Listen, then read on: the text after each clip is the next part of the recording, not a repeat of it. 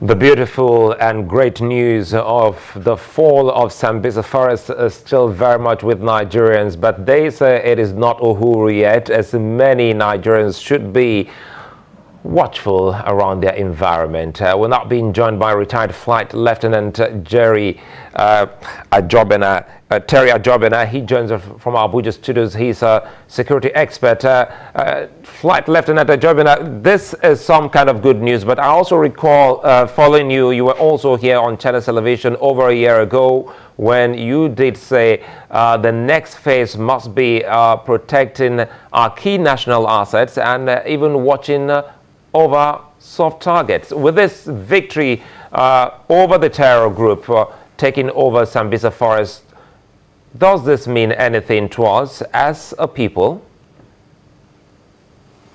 Yeah, thank you for having me, Sly. First off, I want to say that this is good news. It's a welcome development.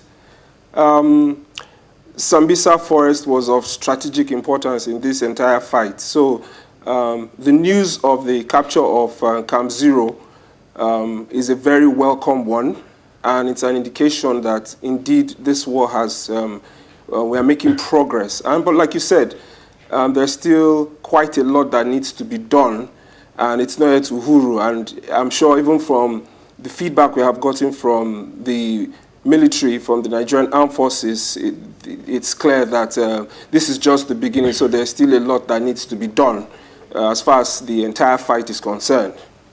When you talk about a lot to be done, perhaps let's just see how we can get to look at them very critically and give some understanding to the Nigerian out there so that you can also see how you can be part of it. It was only last night that the police here in Lagos talked about a man who has been arrested with the intention of blowing up the third mainland bridge. Perhaps are these some of the things you saw when you spoke at that time?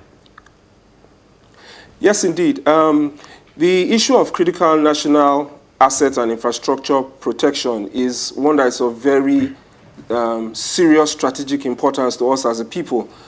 It is clear that whether it be in peacetime or in wartime, there needs to be some kind of framework that can guarantee maximum protection of all our critical assets so that things like what we're experiencing today will not repeat themselves. The fact about life is that we'll always have security challenges. There's always going to be one challenge or the other that we'll have to deal with as a people.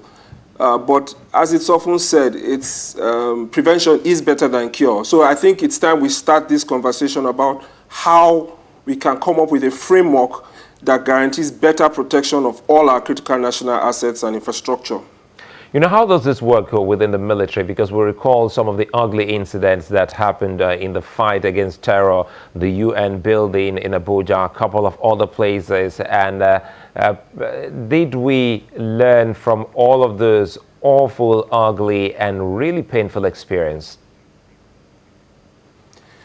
Well, the truth about it is, as you are aware, this is the first time we are having to deal with this as a country. However, there have been various or different fights against terror in many countries across the world. We have lessons that we can draw from the experience in Afghanistan, in Iraq, and some other places.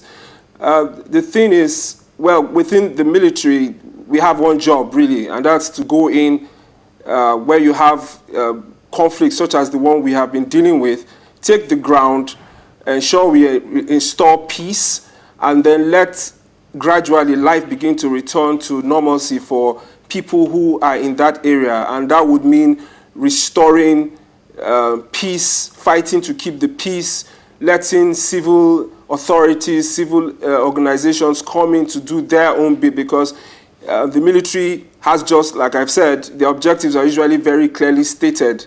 At some point, you need to have law enforcement come in, policing, we need to do some level of policing, restore all the other government agencies like the customs, immigrations where required to come in, and so many other things like that. So that's why I said that, yeah, we still have a long ways to go. Just like the JTF commander said for the Operation Lafia Dole, we've won the war, or won this battle, but then we must also strive to win the peace. So, I mean, it's clear that there is still some that needs to be done in trying to ensure that we return to normalcy. I think it's a fine place for us to leave this now, but I'm hoping that we can take this discussion further.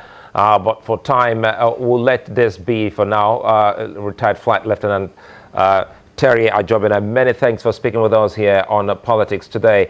We'll take a moment, and when we return, we'll tell you some of the things that we'll be looking up on the program in the course of the new year.